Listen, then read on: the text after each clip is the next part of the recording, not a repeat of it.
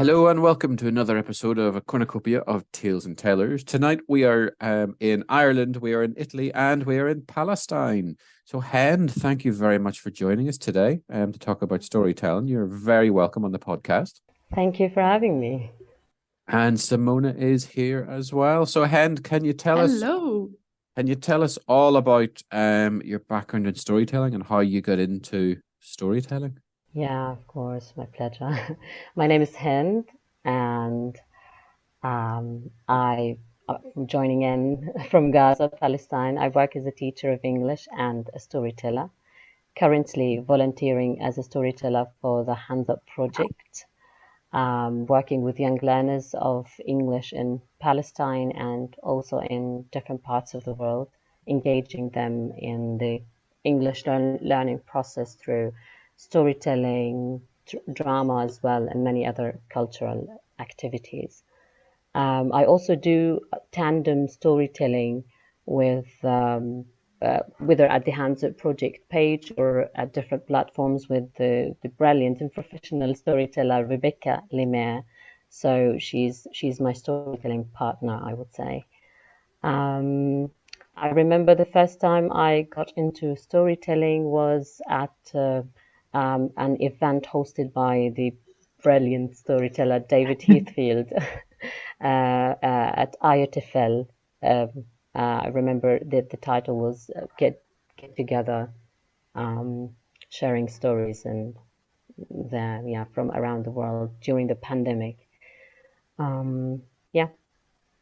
Nice one. So Thanks I very like much. to I usually like to tell my stories bilingually, like insert also Arabic language into English storytelling, and I like to accompany my storytelling with music because I play the lute.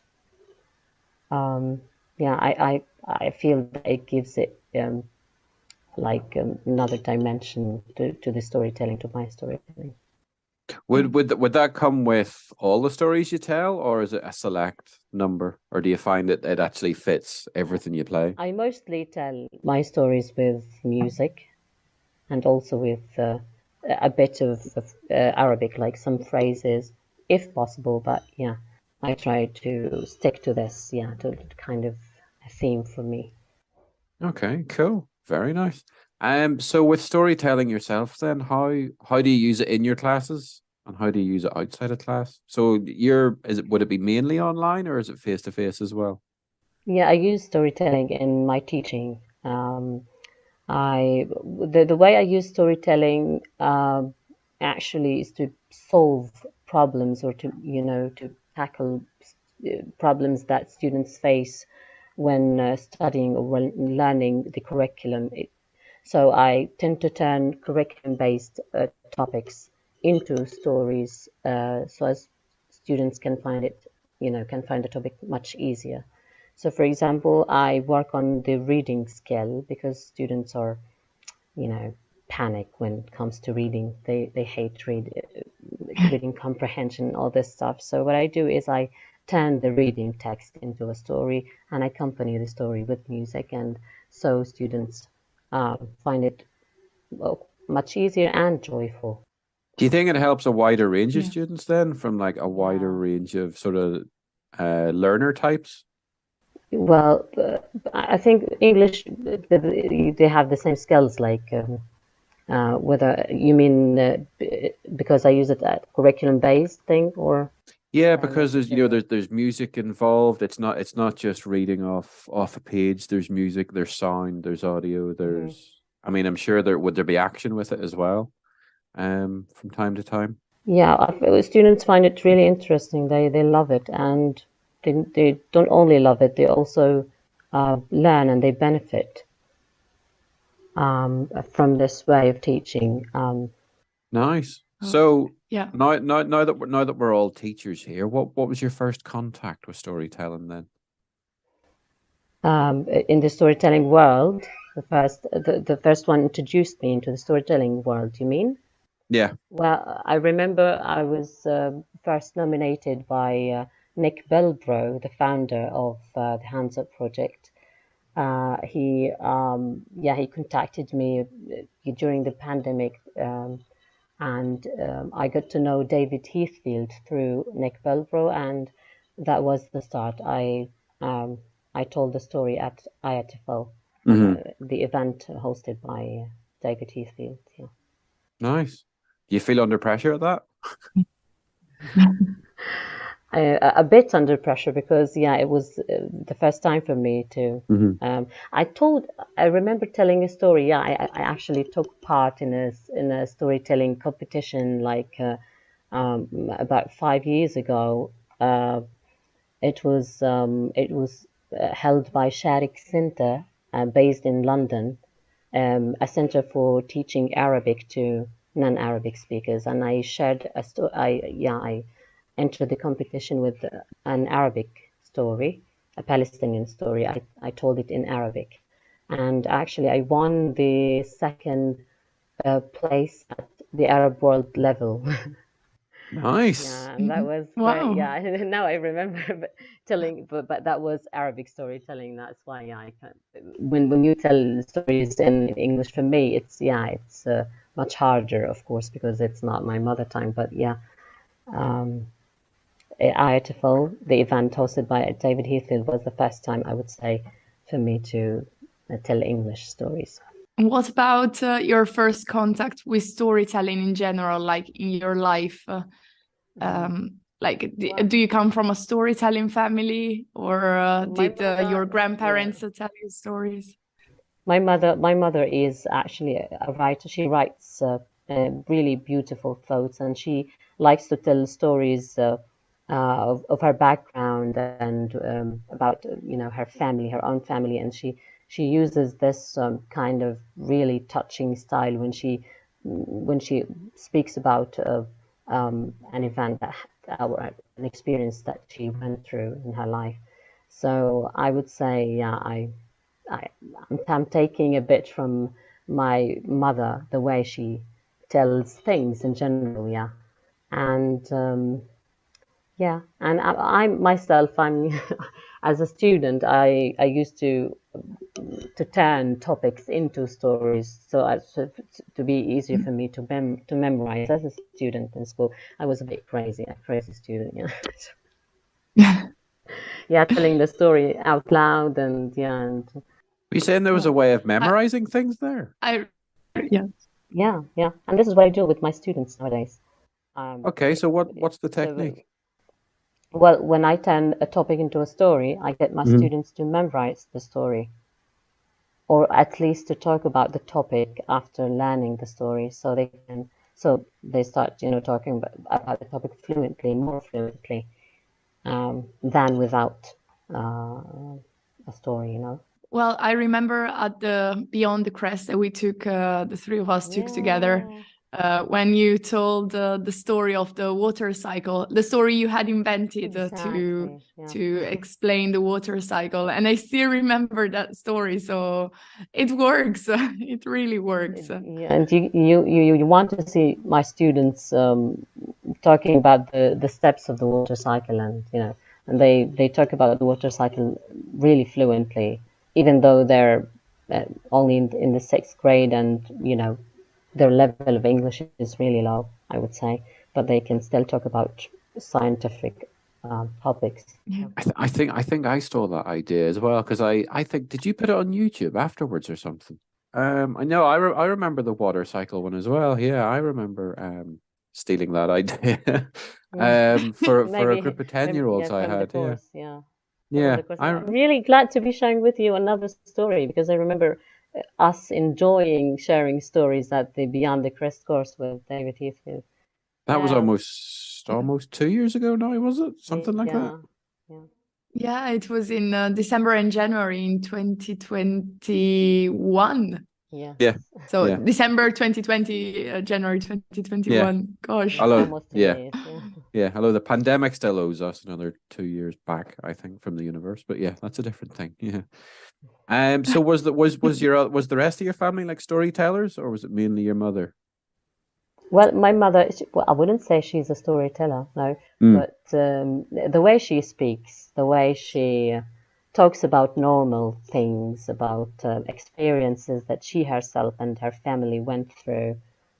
She loves to talk about others' experiences as well. She's fond with,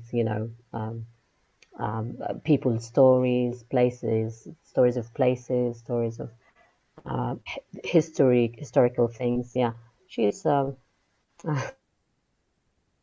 good to call her a storyteller, but not like she doesn't share stories like us, like online Hmm. or face to face. We're nothing. Just a thing, yeah. But the technique itself, the way Yeah. she speaks with she speaks with emotions, with yeah. Um, I think it's a thing in Palestine where grandmothers tell stories to their granddaughters. Yeah.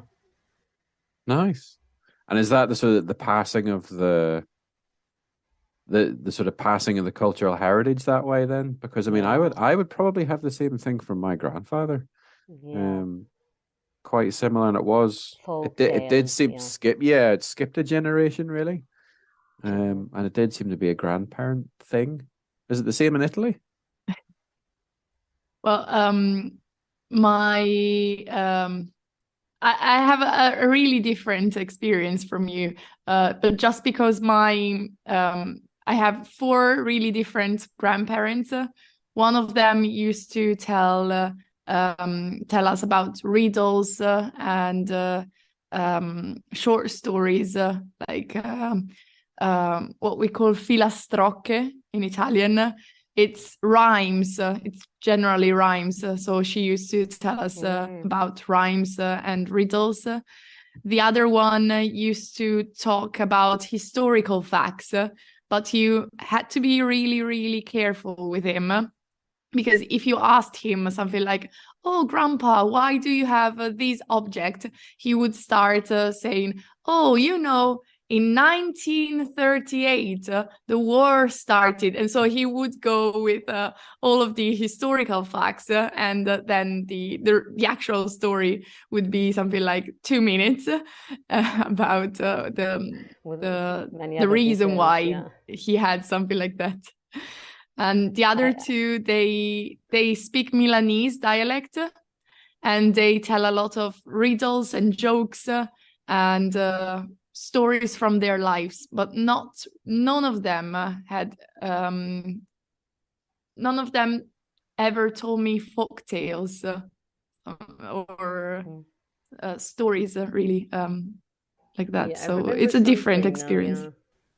I think that even in Palestine, grandmothers used storytelling as a way of parenting. Like, Hmm. um, in Palestine, I read something in a book that grandmothers used to tell stories to, or the mothers and the grandmothers used to tell stories to their sons, children in general. So when because men in the past used to go out, for example, they took the boys and they go out like to meet other men in circles, to chat and everything. And Hmm. the women and girls would stay at home, and that was the time when the mothers told stories to the daughters. Yeah. Mhm. But Nice. and daughters and even boys who were under 16, because a boy when a boy reached 16, for example, they would just go out with their fathers, like he was already grown up and he's already a man, and it's time to go out. But Hmm. women and girls would stay at home. They were not allowed to go out Yeah. in the evening. So Well, that it's was something really similar to what actually happened historically in Europe, but I guess also in other places as well. Do you know the lavatory? So where you washed your things. Is it the right word, Alan? The lavatory, where you That's the went with your clothes to wash them? Yes. The place where you went to the river. Laundry room, yeah, like laundry. Well, not the laundry room. Yeah. Historically, there weren't laundry rooms. There were rivers or these places with pools where you would wash your clothes. And there the women would gather and then share stories. So it's more or less the same thing. Nice. To pass the time, of course, while they were washing. So Hend, tell us a bit about your work with the Hands Up project then. Yeah, as I mentioned before, I'm a volunteering storyteller for the Hands Up project. I usually conduct weekly storytelling sessions at the Hands Up project page, so that young learners of English can watch and engage in the story, and so learn English joyfully. Yeah, there are many other activities, of course, implemented there at the Hands Up project in general, related to storytelling, drama, and culture exchange. How did you discover the Hands Up project? How did you get in touch with the Hands Up project? Well, I remember taking part in the playwright competitions that the Hands Up starts every year. And in schools we get they circulate a note for something that the Hands Up project is implementing a playwright competition. So yeah, I took part in two playwright competitions. I got my students to play, not two, three plays, play and act three plays. And I remember Toothbrush was one of the plays my students wrote, and it won the most creative play of. And you've been doing storytelling festivals of recent.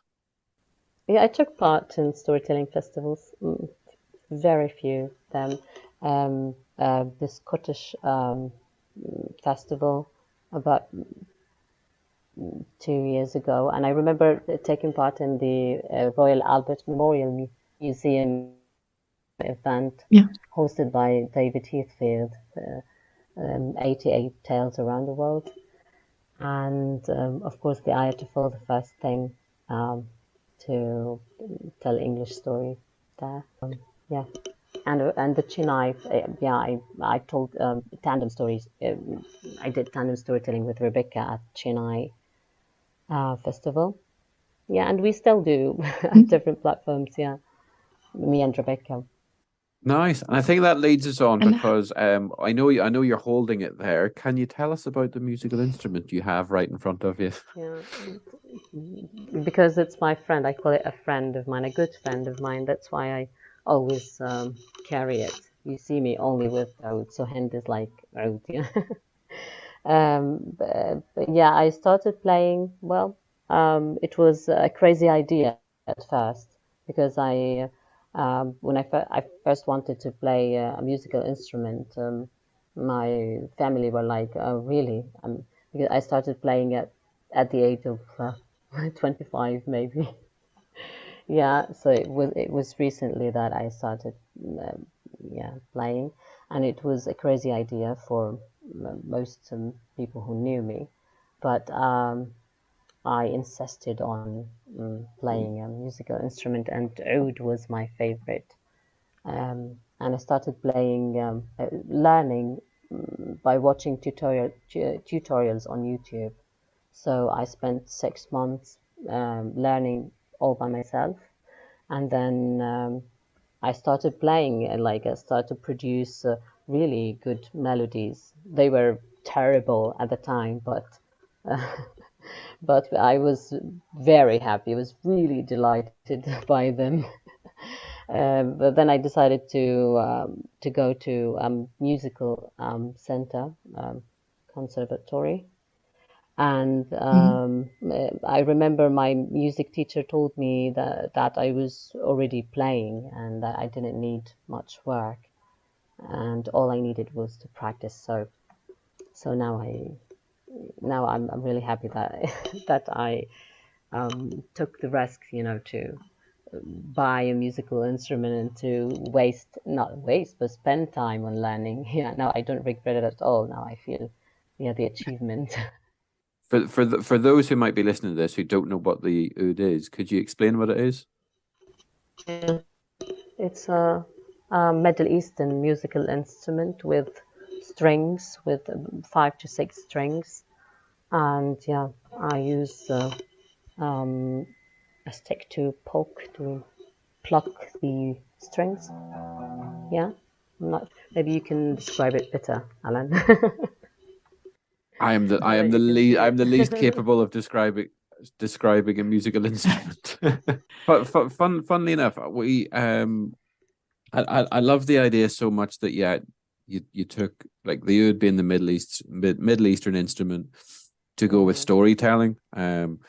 So this year I actually thought, well, why don't I do an instrument with storytelling? Because I think that would be kind of cool if I could try it. So it actually arrives tomorrow. So I can't show you it tonight, unfortunately, but I did get myself a harp. Because, well, what is the most Irish instrument on the planet? Well, the harp. So it's a small one. It's not a big monster one, but it's a small one that I can try to learn and try to tell stories. Really big. Yeah, that is actually quite big. Yeah. Well, Yeah. my oud is big, but other ouds are not as big. Okay, cool, nice.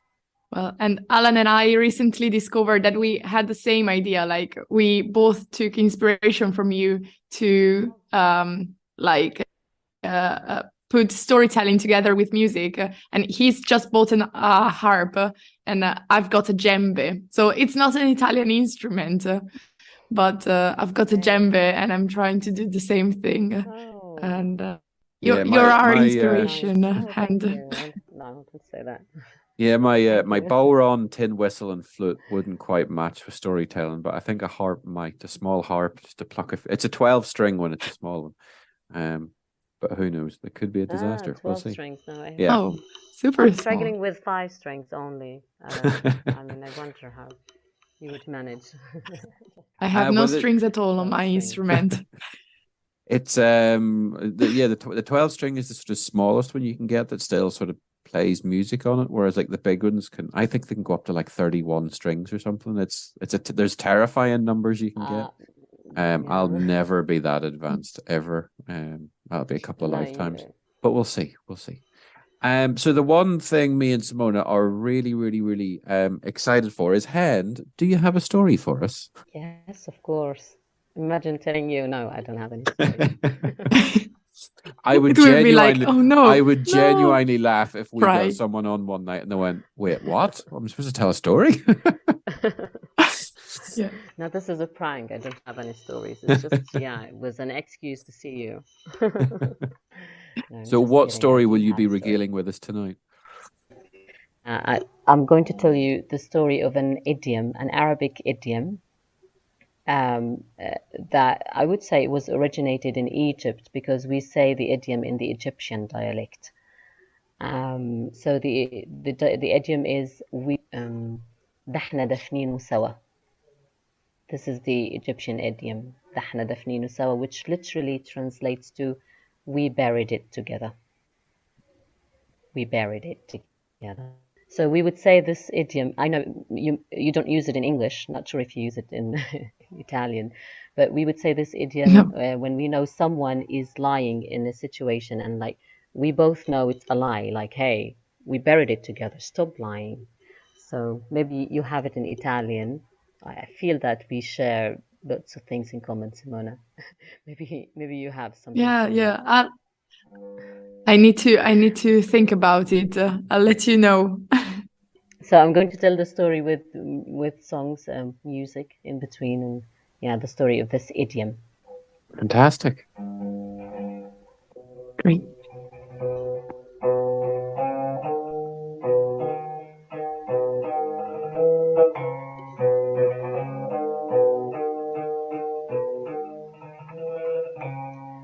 وعيوني هيا طيري وتقولي فنجان فنجانة بالقهوة ممتلية وعيونها يا طيري وتقولي فنجان فنجانة بالقهوة ممتلية يا عيونك سود وحلوة يا عيونك سود وحلوة يا عيونك يا عيونك يا عيونك. So it was said that long, long ago, two brothers once had a donkey that they named Abu Sabr.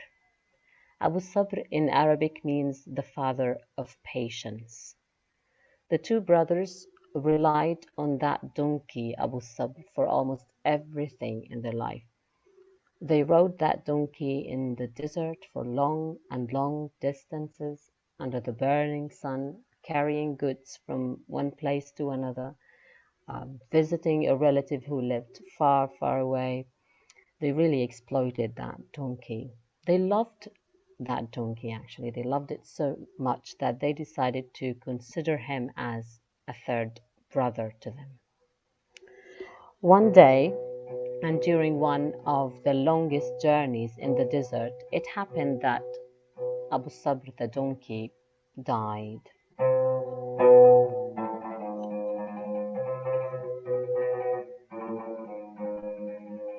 Now we can all imagine the grief the two brothers fell into over the loss of their beloved donkey. They didn't know what to do without him. They were so sorry that they decided to bury the donkey in an honorable way as a tribute to all what he'd done to them. So there in the desert, in a spot in the desert, they built a royal-like tomb. They buried the donkey there, and they stayed there beside the tomb, weeping hard. And if anyone passed by and saw the two brothers crying over that tomb, they would ask about the deceased. "We're very sorry for your loss," said the people. "Who's the deceased?" they asked. The two brothers replied, "The deceased was Abu Sabr, the most patient, the most generous, the kindest ever. He fulfilled the needs. He brought closer those who were far away. He fixed all problems. Nobody was as perfect as Abu Sabr was." And of course, as the two brothers were describing a donkey, people thought they were talking about a devout or righteous deceased. And so, as a way to console them, people started bringing food, drinks, clothes, whatever comforts the two brothers needed to survive in the desert. Some people paid money to the two brothers so as to be allowed to get closer to that tomb and maybe get a blessing from that devout deceased. As the time passed, the tomb was like a shrine for those people who sought blessings from a devout deceased to fix their own problems. And of course, the two brothers became in charge of that shrine, exploiting people's naivety and collecting as much money as they could. They grew wealthier and wealthier as the time passed. One day, the two brothers fought over money, and one said to the other, "Give me my money now, or else I will go to Abu Sabr and tell him all about your bad deeds." "Tell who?" the other brother replied. "Abu Sabr. My brother, we buried it together, remember?"